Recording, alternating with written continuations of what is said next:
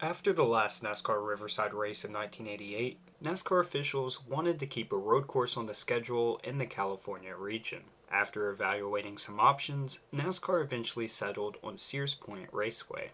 This made sense as the Winston West Series had been visiting Sears Point since 1978 and had become a staple of that division's calendar. Many legends had previously won the Winston West Sears Point race, such as Herschel McGriff and Ricky Rudd. Also, the Southwest Division had been racing there for a couple of years. This was a win for all parties.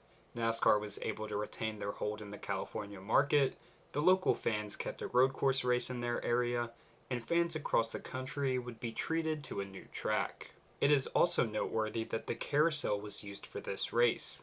It was eliminated from the NASCAR schedule in 1998, where they just simply skipped it. Other forms of motorsports, like IndyCar, utilized the carousel in the early 2000s, and NASCAR would return to the original layout in 2019. After just a couple races with the layout, it was once again eliminated for the 2022 season. With the Winston Cup cars being on track for the first time in series history, there was a lot to learn. Although many of the drivers in the field had taken laps at the track before in the West Series, some drivers had never turned a lap. As a result, 32 Cup drivers did double duty and took part in the Winston West race that weekend to learn as much as possible. Ricky Rudd would end up winning the race. Anyways, it didn't take long for the action to start once the green flag dropped for Thursday's first practice session for the Winston Cup cars. In turn 11, Jimmy Means would be involved in a crash and flip over.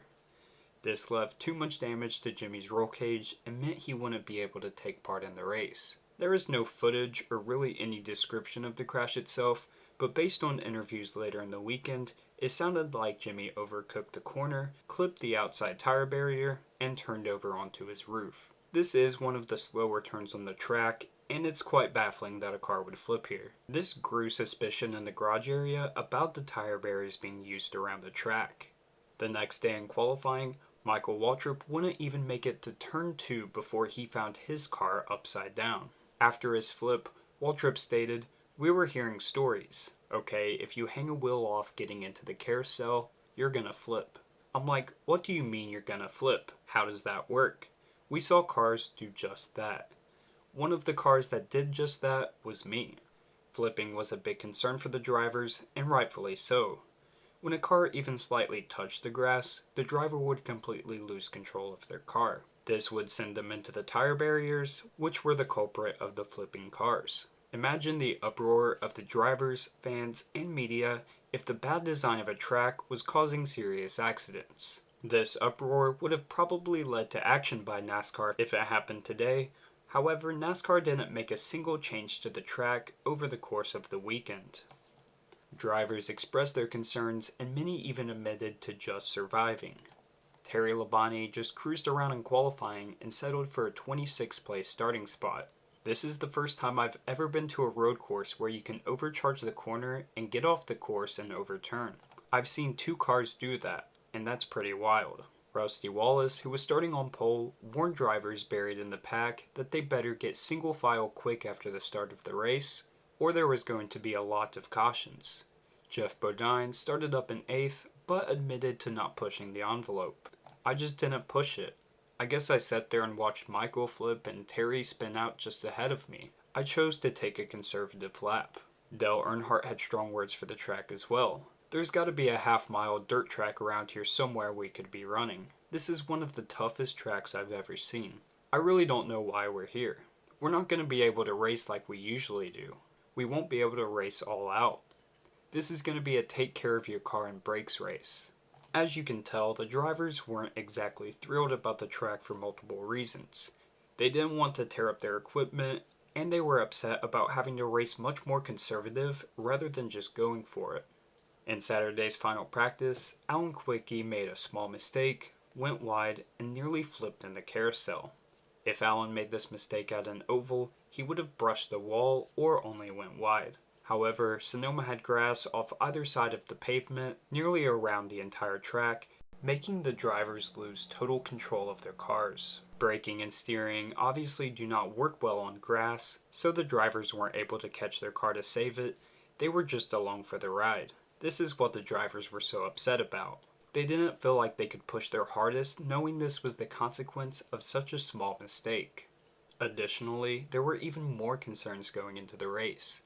If the drivers were aggressive going into some turns, they would hit the tall curbs and would launch the cars 1.5 to 2 feet off the ground. The concern here was the damage it could cause to the tires or suspension. The tight pit road entrance was also cause for worry, knowing that if green flag pit stops were going to happen, it would be trouble racing cars into the pit road. Then there was the obvious concern of the raceability of the track. This was not only because of the off-course excursions many drivers faced in practice and qualifying, but dozens of cars on the starting grid were taped up or had damage. Most of this damage was from attempting to go double file into a turn. The track was much more narrow than the drivers were used to, even compared to the only other road course on the schedule at the time, which was Watkins Glen. Anyways, let's get into the race.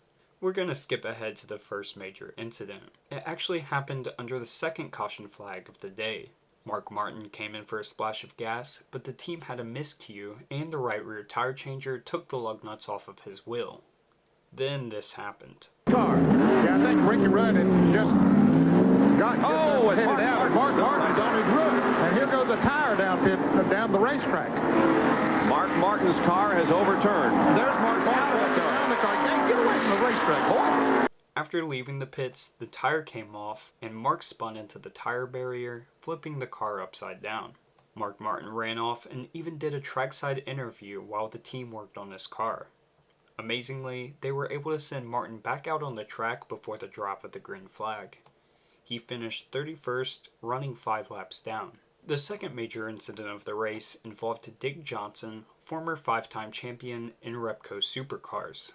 He was just having some fun in NASCAR at the tail end of his career.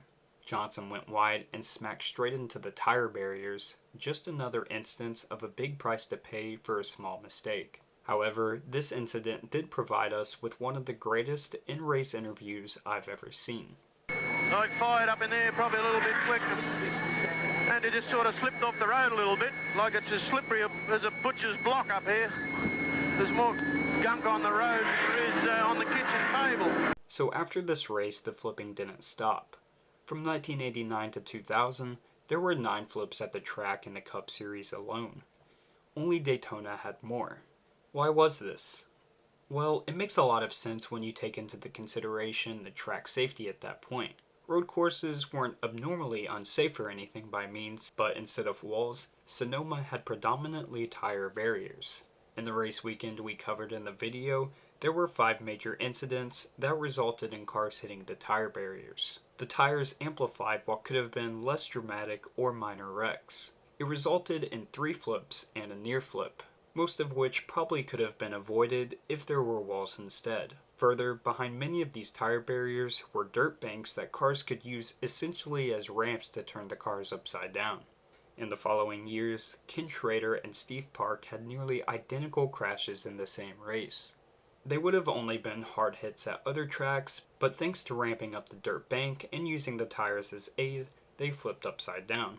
Dale Jarrett tipped on his side, simply avoiding a crash in 1995 thanks to a terribly placed dirt bank, while John Krebs had this horrifying tumble thanks to another big pile of dirt. Since then, NASCAR has had many changes in safety at Sonoma. In addition to safer barriers, a lot of tire barriers have an actual wall behind them to avoid launching cars. Solutions like these are why NASCAR hasn't seen a flip at Sonoma since 2000, or a road course in general since 2011.